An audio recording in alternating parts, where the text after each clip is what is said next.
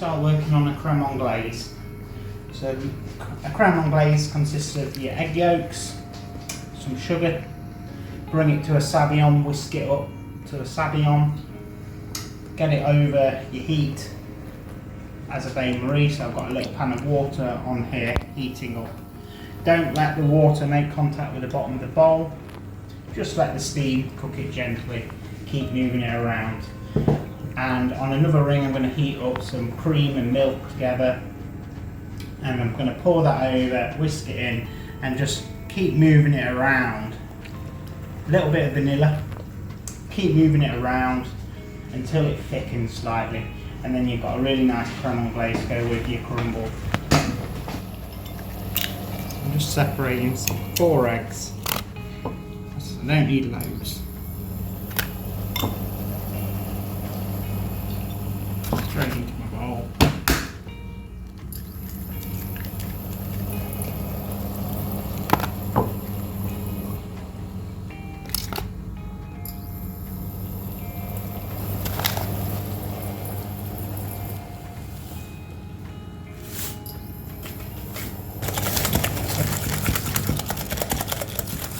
I'm going to add a little bit more. Do a lot of things by instinct, guys. I've been doing it a long time.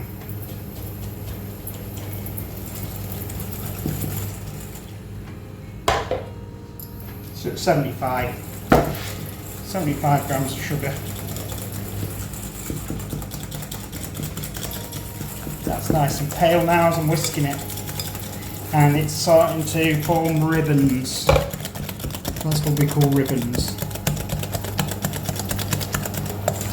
Yeah, I'm pretty happy with that. Nice and pale as well, it's turning nice and pale. So I'm going to start getting that over my heat whilst I heat my cream and milk up.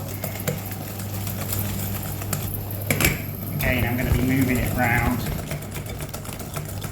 as it's cooking out. Right guys, so the crumble filling is coming off the heat now, taking it off the ring. I'm just going to be focusing on this creme anglaise. I've added some cream and milk to it. So I've measured out 250 ml of cream, 60 ml of milk, and warmed it up. Just pouring it into here. I'm just going to let that tick over on the bain-marie, keep stirring it, keep whisking it until that foam disappears. Once it thickens up, you won't get this foam on top. And that's when you'll know it's ready. Before I go any further though, I'm going to add my vanilla. That'll do the job. I'll taste it in a little while once it's ready, and I'll decide if I want any more then. The creme anglaise can take quite a while over the bain-marie, but as I say, you'll know when it's ready. It'll start to thicken up and the foam will start to disappear. It was very foamy before, and now you can see that it's reduced a lot. So a good test for your creme anglaise is the spoon test. So if you pop up your spoon in and then you draw a line with your finger, if the line holds, which it is doing, you can safely say that's the right thickness. Obviously it can be a personal preference thing as well.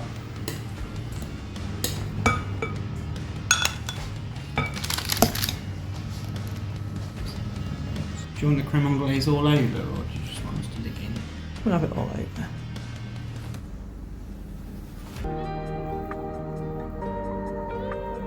Might be a little bit hot in here.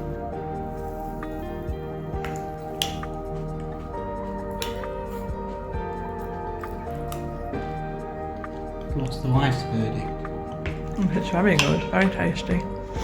Very good, very tasty.